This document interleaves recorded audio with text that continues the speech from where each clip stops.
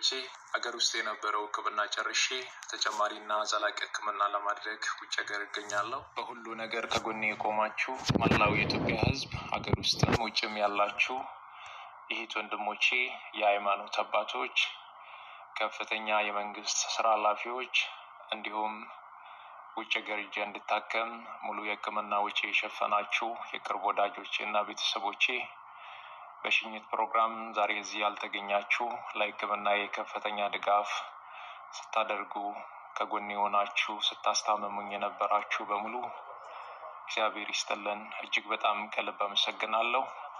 አንድ ነገር አምናለሁ፣ እግዚአብሔር የዚህን ህዝብ እንባ አይቶ ጩኸታችሁን ሰምቶ እኔን እንደሚፈውሰኝ ለምስጋና እንደሚያቆመኝ በእግዚአብሔር ላይ ሙሉ እምነት አለኝ።